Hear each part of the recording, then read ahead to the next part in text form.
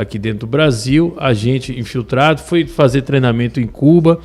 Agora eu discordo profundamente aí dos meus colegas quando eles dizem que é uma ameaça. A ameaça dele já se concretizou. Ele tomou o poder sem ganhar a eleição. Ele tomou o poder, seja através do ativismo judicial do STF, seja por meio das articulações espúrias que foram feitas nesse Congresso que faz oposição ao governo Bolsonaro. Mas o José Dirceu, ele manda no país. Principalmente porque ele tem ministros do STF que são subordinados a ele. Ele é o sujeito que fala, por exemplo, na cara do atual presidente do STF, que é o Fux, e chama ele xingou, não lembro qual foram os adjetivos, mas dos nomes mais baixos possíveis, e o cara não pode fazer nada, porque ele não passa de um serviçal dele, um serviçal do Zé Dirceu. O Zé Dirceu é poderoso, sim.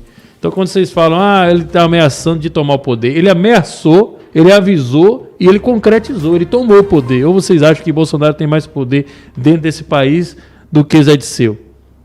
Zé Dirceu tem mais poder do que ele. Zé Dirceu tem alguns dos ministros do STF no bolso dele. No bolso não no sentido financeiro, mas porque que agem como espécie de capangas dele. Olha o que você falou, vai ser matéria de site de notícias amanhã aqui. Não, isso daí é público e notório, não estou falando nenhuma novidade aqui.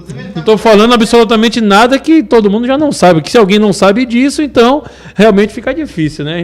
Eu acredito que todo mundo já sabe. Não estou falando nada que não seja absolutamente simples de se compreender. Acho que qualquer leigo aí, qualquer pessoa que tenha uma capacidade mínima de discernimento sabe muito bem que Zé Dirceu manda nesse país muito mais do que Bolsonaro, através do aparelhamento das instituições. E o STF passou a tomar o poder, inclusive, a tomar as prerrogativas do Executivo, e é um fato lamentável de que Bolsonaro, infelizmente, acabou legitimando o poder que o STF não tem constitucionalmente ao simplesmente obedecer decisões absurdas. Decisões que não eram para ser obedecidas, né? E aí nós temos identificam um ponto de inflexão lá naquele momento lá da nomeação do diretor-geral da Polícia Federal, do Ramagem. Bolsonaro deveria ter peitado, deveria ter mantido. Aí ele deu o grito, acabou porra, e depois recuou, percebeu que não tinha o apoio dos generais melancias, alguns deles também subordinados ao próprio Zé Dirceu. Essa que é a grande realidade. Né? Direta ou pelo menos indiretamente, né? Foram generais que foram promovidos nos governos tucanos e petistas sob a aprovação dele.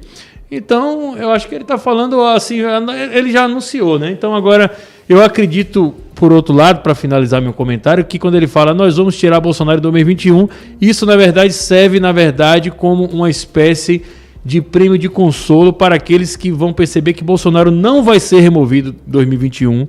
Pelo contrário, Bolsonaro vai cumprir o mandato dele, provavelmente vai até se reeleger se ele for candidato, mas também porque não é interesse do Zé Dirceu remover Bolsonaro do poder nesse momento. Ele não é mais obstáculo, muito pelo contrário. Ele já tomou o poder e, inclusive, a presença de Bolsonaro na presidência da República serve para anestesiar uma parcela significativa da nossa população que não sabe interpretar isso.